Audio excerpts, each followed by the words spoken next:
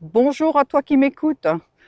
Alors toujours au même endroit parce que c'est un endroit que j'adore et bien je suis encore montée avec mon vélo que tu vois là derrière.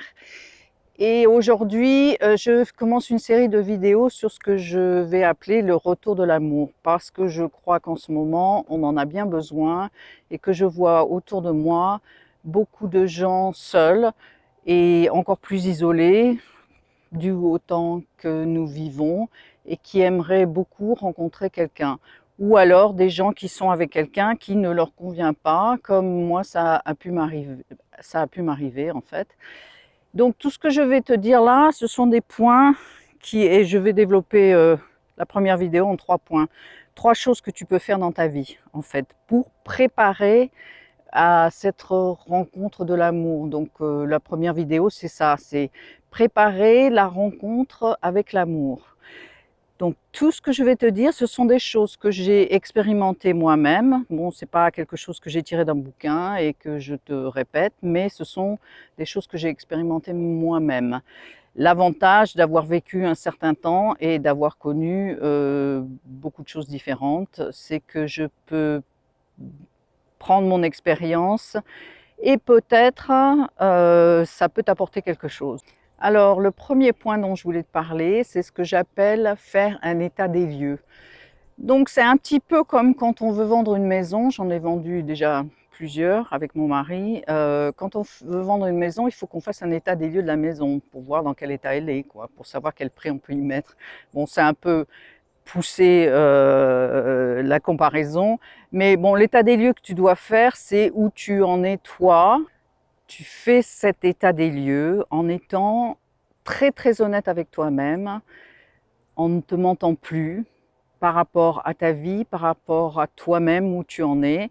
Et surtout, tu regardes dans ton passé si tu as vraiment fini ces anciennes relations, si tu continues pas quelque chose un petit peu sur le côté, si tu n'es pas encore touché par ce qui s'est passé, qui t'a traumatisé peut-être, c'est le moment de dire bon, ok, j'ai encore ça, peut-être que je peux m'en débarrasser d'une manière ou d'une autre. Donc à toi de voir comment tu peux faire.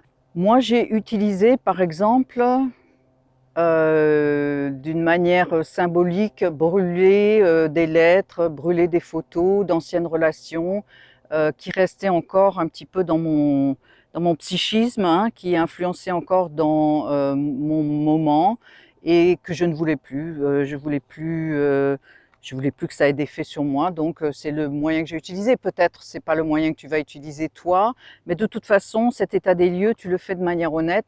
Tu le sais, on ne peut pas rencontrer quelqu'un de nouveau et vivre une nouvelle relation quand on n'a pas fini avec l'ancien. Donc, trouve une manière à toi, bien à toi, de terminer ce qui n'a pas encore été terminé.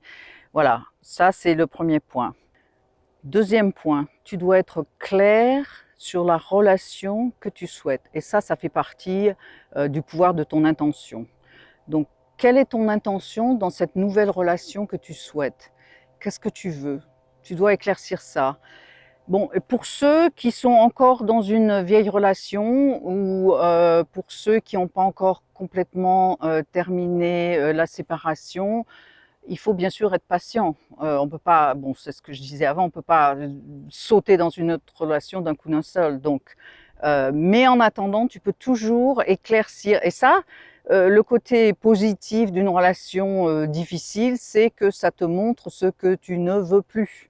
Comme moi, si tu as écouté mon autre vidéo à ce sujet, je suis reconnaissante d'une certaine manière à cette dernière relation que j'ai eue qui m'a fait sauter le pas, qui m'a fait faire décider que ça y est, c'était terminé. Donc, tu regardes dans les relations qui se sont pas bien passées du tout pour toi et tu regardes ce qu'il y avait et ça te montre ce que, au contraire, tu aurais voulu vivre ou que tu aimerais vivre dans le futur. Donc voilà, être clair avec ce que tu veux d'une relation. Tu dois éclaircir aussi qu'est-ce qui est important pour toi. Par exemple, pour moi, c'était extrêmement important parce que j'avais pas ça dans dans ma relation d'avant. C'était extrêmement important que j'ai une recherche spirituelle avec mon futur mari. Donc c'est ce qui s'est passé effectivement, parce que c'était devenu d'une très grande importance. Donc tu dois voir qu'est-ce qui est très important pour toi, qu'est-ce que tu voudrais partager qui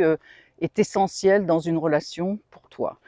Et aide-toi de ce qui s'est pas bien passé avant. Ça, c'est un cadeau que la vie t'a donné, dont tu peux profiter et qui peut t'amener effectivement à un futur beaucoup plus désirable.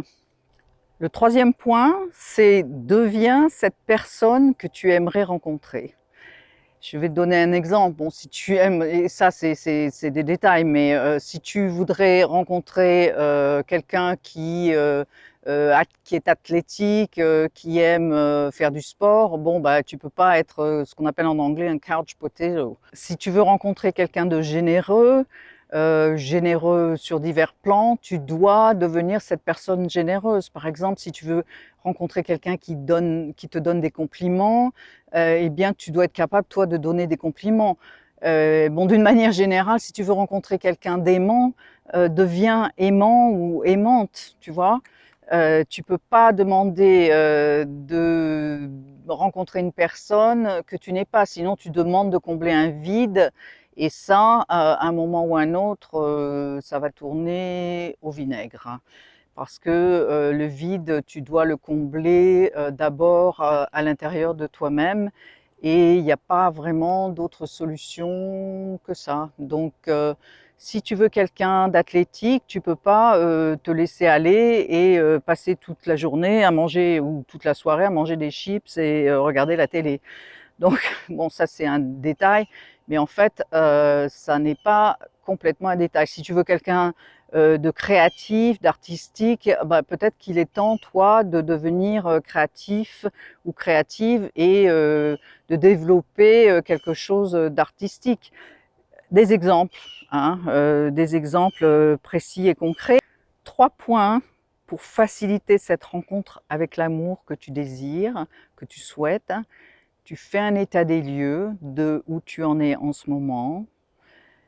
Tu es clair sur la relation que tu souhaites. Et ensuite, tu deviens cette personne que tu veux rencontrer. Facile, non? Bon, dis-moi dans les commentaires en dessous où tu en es dans cette rencontre avec l'amour. Peut-être tu l'as déjà rencontré, et ou peut-être tu as appliqué ces choses-là dans le passé et comment ça t'a réussi. Et surtout, n'oublie pas de souscrire à ma chaîne et de toucher la petite cloche pour te prévenir de quand j'ai une nouvelle vidéo qui sort une fois par semaine. Et je te dis à la semaine prochaine, et j'ai une surprise pour la semaine prochaine. Je vais être dans un endroit différent, complètement différent. Donc, à bientôt. Au revoir.